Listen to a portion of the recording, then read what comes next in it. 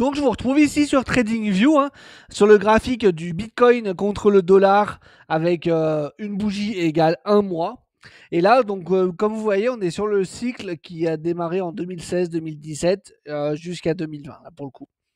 Donc, en gros, ce que je voudrais vous montrer sur ce graphique, c'est qu'on voit que, en fait, sur l'année 2017, même fin 2016, on a un Bitcoin qui était donc aux alentours de, allez, un peu moins de 300 balles, pour un peu moins de 300 dollars pour être à peu près large.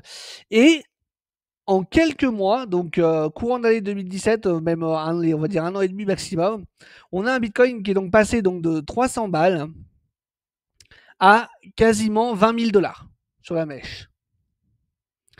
Et ensuite, encore plus rapidement, ce même Bitcoin, il est repassé de 20 000 dollars à 3 000 dollars. Donc vous voyez, c'est un petit peu les montagnes russes, hein.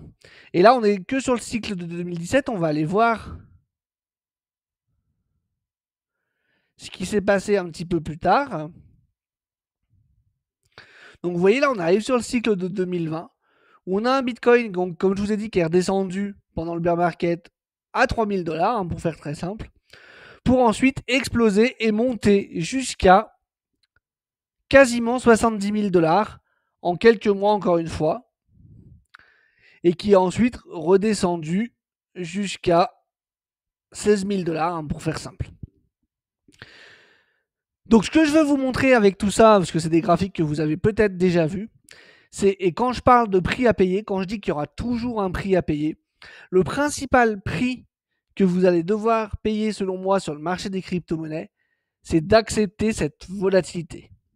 Et alors je peux vous dire que ça peut paraître simple, hein, quand on voit les graphiques comme ça, on se dit ouais mais c'est toujours remonté, il n'y a pas de risque, on a juste à attendre et de toute façon ça remonte. Alors aujourd'hui, il est vrai qu'on a un Bitcoin qui a dépassé les 100 000 dollars avec toutes les plus grandes banques et les plus grandes institutions financières mondiales qui en achètent, des États qui mettent cette crypto-monnaie en réserve stratégique, des régulations qui sont arrivées, que ce soit aux États-Unis ou en Europe. Donc on est sur un marché qui est beaucoup plus certain que ce qu'il était il y a encore 10 ans, ça c'est sûr et certain, je ne vais pas le dire le contraire. Malgré tout, la volatilité, elle reste encore extrême, surtout si on la compare à d'autres marchés comme la bourse, hein, par exemple. Pour vous donner une idée, en bourse, si sur une journée, les indices boursiers tels comme le S&P 500, le CAC 40 ou ce genre d'indices font moins 2%, c'est presque un cataclysme, hein. En crypto-monnaie, quand le Bitcoin fait moins 2%, c'est juste une journée normale, hein, vraiment. On parle même pas de volatilité, quoi.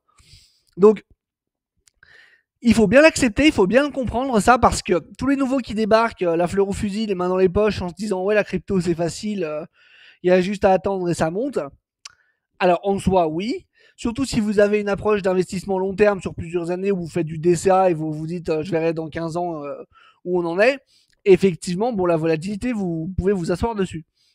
Par contre, si vous avez une approche où vous essayez de jouer un petit peu les cycles, d'essayer d'acheter dans des périodes où on est à peu près dans des phases d'abandon de marché et vendre dans des périodes où on est dans de l'euphorie, je peux vous assurer que la volatilité, elle va grandement vous impacter et que c'est extrêmement compliqué à gérer. Et ce que je peux vous dire également, c'est que l'être humain, de manière générale, il a toujours tendance à surestimer sa capacité à gérer cette volatilité. Donc faites attention, surtout que là je vous ai juste montré le graphique du Bitcoin. Donc le Bitcoin, c'est sûr qu'il a déjà une volatilité qui est quand même conséquente, mais je vous laisse imaginer ce que ça peut ressembler sur les altcoins. Et d'ailleurs, je vais vous retrouver tout de suite sur le graphique de l'Ether. Vous allez voir, c'est encore quelque chose d'autre, hein. Donc voilà, comme tout à l'heure, on se retrouve sur le graphique de l'Ether. Donc vous voyez, pour vous donner une idée, on est passé ici en août 2016 d'un actif qui était à 26 balles. On est monté à quasiment 1500 balles pour redescendre à 70 balles à peu près.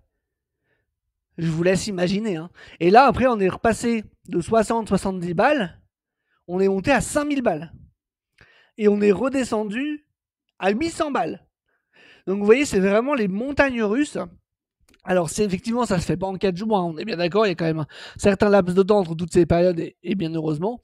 Mais tout ça pour dire que si vous venez les mains dans les poches pour jouer les cycles en vous disant ouais la crypto ce sera facile, franchement vous allez vous faire dérouiller les gars, vraiment, hein.